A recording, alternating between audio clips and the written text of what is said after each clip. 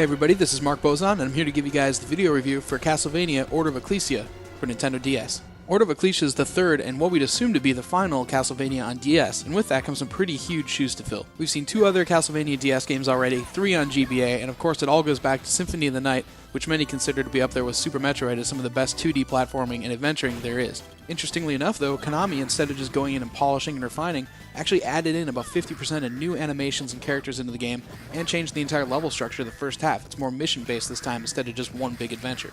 Newcomers to the series might not even notice this stuff, but for veterans, there's some things you're going to like and some things you may not like quite as much about Horde of Ecclesia. For starters, let's get this out of the way. The game is beautiful. It's well composed, it's got amazing presentation value, and dozens and dozens of hours replay time buried in there. When you put it up against all the other games on the system, this is a downright amazing DS game and a must-own for anyone that's remotely interested in adventures, 2D side-scrollers, or the Castlevania series. With that being said though, there are some kind of odd aspects and kind of pacing issues that you find with this game overall. For starters, you got the Glyph system. It's basically a hybrid between like skills and weapons and souls from the previous games, all kind of melded into one. And while there's some great magic-based abilities in there, many of the glyphs are kind of clones of each other, so you end up seeing a lot of the same things. You can check it out here. I've actually got a regular axe, and I'm going to switch over and throw a level 2 axe, and I'm switching again for the final level 3 axe. They actually get stronger, but you take that idea across regular swords and lances and throwing knives, things like that, you end up taking out about the first quarter of total glyphs that are in the game. Granted, there's some pretty amazing ones in there as well, though, so check it out.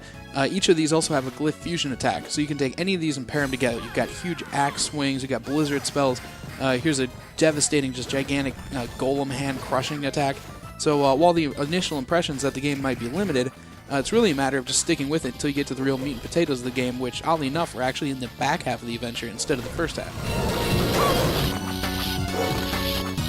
Here's another example of that same kind of like pacing issue within the game. As I scroll through these maps, you can check out, each of them are really small. There's a lot of them, but they're only about like 15 rooms, give or take, in specific maps. Now, when you jump into them, they look really nice. They're really impressive. You've got underwater caverns, this haunted prison going on here, an ocean battle where you're actually like out in the high seas and you can see this ship completely out of control in the background. And a lot of these like kind of decaying forests and things like that are more organic, things that you don't normally see because you're stuck inside the castle. Since each of these areas also take up more tile space in the game though, they're really short, and a lot of them are just as small as what you see here, running from one side to the other, and you're practically done with the area. And on top of that, the fact that many of these areas are actually duplicate tile sets of each other, so you've got a lot less variation in the first half than even you'd expect from looking at it. It's more like Portrait of Ruin in that sense. There are a lot of kind of duplicate paintings areas. So in the Temeo Mountains here, you can see it's repeated just hours down the line by this area we're going to switch to, the Tridus Pass. Head back to the water levels that we were talking about earlier, and you've got the Claudius Channel, and that's actually directly cloned by the Somnus Reef right here. So yeah, that's 4 maps, but really they're using 2 tile sets and just changing a lot of the colors.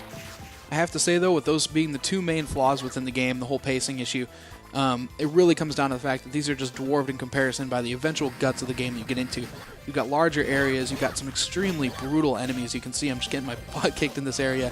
It's near the end, we're going to use a small amount of those glyphs.